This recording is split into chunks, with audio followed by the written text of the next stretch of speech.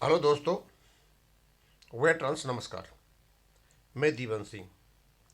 मैं आपको बताना चाहूँगा, मैं आमिया कुमार साहब का एक वीडियो देख रहा था। तो उसमें वो लिखते हैं bank pension updation clarification on misleading messages about supreme court MC Singla case from arise और ईआईबी पार्क। दोनों ने मिल करके एक मैसेज डाला और वो कहते हैं कि pension updation case in supreme court, dear friends, some misleading messages are being circulated in social media relating to the above case by some unscrupulous elements to harm our interest. The case is yet to come up for hearing in the Supreme Court. यानी जो कुछ अनैतिक लोग हैं जो इस काम को कर रहे हैं कि भाई क्या ना, सुप्रीम कोर्ट का फैसला आ गया और आया भी था, हमने उसको डाला भी था कि वो एक मिसलीडिंग न्यूज है, उस पर विश्वास नहीं करें। आप कहते हैं इस प्रकार के लोग अनस्क्रूपुलस होते हैं, यानी जो अफवाहें फैलाते हैं या रियल फैक्ट्स को छिपाते हैं, वो दोनों ही हैं। भिंडर साहब और एआईबी पार्क वाले, मैं सबको ही कह रहा हूँ, आपको, अराइज वालों को और आपको, गलत न्यूज़ फैलाना और सही न्यूज़ को, इन्फॉर्मेशन को छिपाना, दोनों ही अनस्क्रूपुलस होते हैं। Has nobody should evince any interest in such fraudulent और फैब्रिकेटेड न्यूज। अब ये न्यूज़ जो है टोटल फैब्रिकेटेड है, ये आप ये कहते हो। Nor should it be forwarded to any other member or groups. It is unnecessarily create confusion in the minds of persons, be being the main implicated party. यहाँ आपने बोला main implicated party. You know, we will be the first people to share the news if any, as and when any development takes place in this. Please exercise caution and don't be misled. आपने sir बहुत अच्छा लिखा, हमने पहले ही बता दिया था कि ये खराब है, लेकिन सर आपने यहाँ कुछ ऐसी शब्द लिखे हैं। अब हम आपसे एक बात पूछना चाहते हैं, पहले तो ये बताइए कि जो मेन इम्प्लीडेड पार्टी कौन है, इसमें अराइज है या एआईबी पार्क है? क्योंकि आपकी पिटीशन में जो अराइज है वो इम्प्लीडेड पार्टी है और वो रेस्पोंडेंट साइड में जुड़ी हुई है वो अपनी पार्टी जुड़ी है रेस्पोंडेंट टाइप में। पहले तो ये बताइए कि अराइज है इसमें या एआईबी पार्क है। अब इसमें एक ही कॉमन चीज़ है, आपका जो डॉक्टर जेडी शर्मा है वो अराइज में वाइस प्रेसिडेंट है और वो एआईबी पार्क में वाइस प्रेसिडेंट है। अब इससे तो एआईबी पार्क तो इम्प्लीड पार्टी नहीं हो जाती, अराइज हो जाती है। अराइज का नाम लिखा हुआ है वहाँ, एआईबी पार्क का तो नहीं लिखा हुआ है। अब मुझे पता नहीं कि इसका डीजीएस एआईबी पार्क का किस हैसियत से ये सारी कामें कर रहा है। एक बात, अब पहले तो ये बताइए आपका इम्प्लीड पार्टी कौन है, आप में एआईबी पार्क है या अराइज है? क्योंकि दोनों संगठन अलग अलग हैं और आप बाद में जाकर जुड़े हो, शायद मुझे लगता है कोई जरूरत भी नहीं जुड़ने की। और आप कहते हो कि जिस व्यक्ति ने ये न्यूज़ फैलाई वो आदमी अनस्क्रूपुलस है, वो फ्रॉडुलेंट है, वो फैब्रिकेट न्यूज़ फैला रहा है, आप मेन पार्टी हो इसमें, और क्या क्या कहा है आपने, जो कुछ भी होगा वो कन्फ्यूजन क्रिएट करता है माइंड में। आपने कई बातें सर उसको कह दी।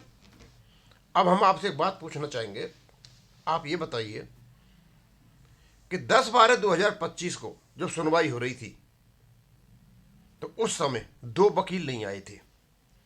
एक वकील तो नहीं आया था पिटिशनर्स का और एक नहीं आया था रेस्पोंडेंट का, और रेस्पोंडेंट का जो वकील था वो अराइज वालों का नहीं आया था, यानी जो इम्प्लीडेड पार्टी, यानी हमारा ही वकील नहीं आया था।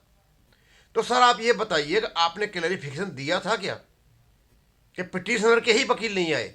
क्यों, आप तो हमारी पार्टी हो, रेस्पोंडेंट की तो नहीं हो। इतना तो भारत सरकार की गलती नहीं है, आईबीए की नहीं है, बैंकों की किसी की भी नहीं है, यार उनके वकील आए थे, हमारे वकील नहीं आए थे।